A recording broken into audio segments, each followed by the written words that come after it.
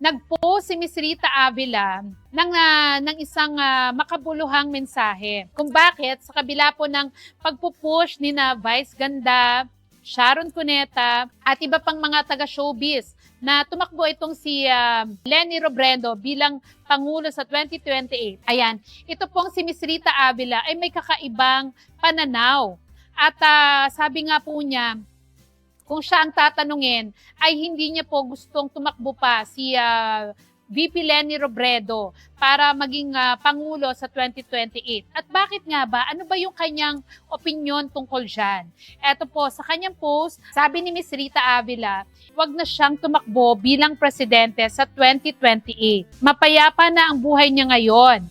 Para saluhin niya ang mga problemang iiwan sa kanya ng mga nakaupo ngayon. Siya pa pagbibintangan ng mga hunghang. Marami pa rin walang kwentang Pilipino na ayaw naman ng maayos na presidente at maayos na bansa. Eh di maghirap tayo na maghirap, magkagulo tayo ng magkagulo, maghari-harian ng mga goons, baka pag nasa lusak na tayo, may mga dumilat.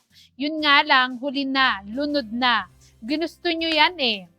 Huwag na nating idamay si Mayor Leni na ipakita na niya ang kabutihan, kasipagan at katalinuhan niya. Wala na siyang papatunayan pa. Yung mga nagmamagaling, ano na?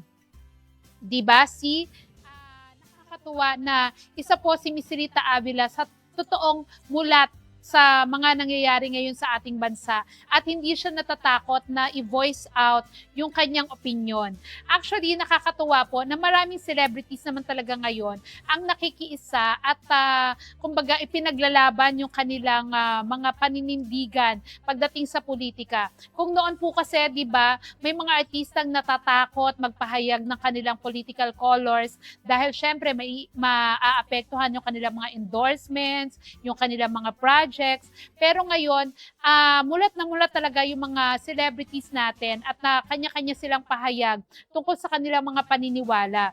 At eto nga, sinasang-ayunan naman po namin si Miss Rita Avila doon sa kanyang paniniwala na sa ngayon, kumbaga, kung ayaw ni Mayor Leni Robredo na tumakbo bilang Pangulo sa 2028, ay wag na nga po nating pilitin. Bakit? Diba? Sa nangyayari po ngayon sa ating bansa, napakaraming problema na hanggang ngayon nga hindi natin alam kung paano masusolusyonan. Hindi natin alam kung saan ba tayo dadalhin nung malaking issue nito ng flood control. Diba? Lalo na po parang wala ka nang mapagkakatiwala ang mga lingkod bayan ngayon dahil lahat na lang may mga vested interest sa kanilang posisyon, sa kanilang mga hinahawakang power, para bang napakahirap na pong magtiwala.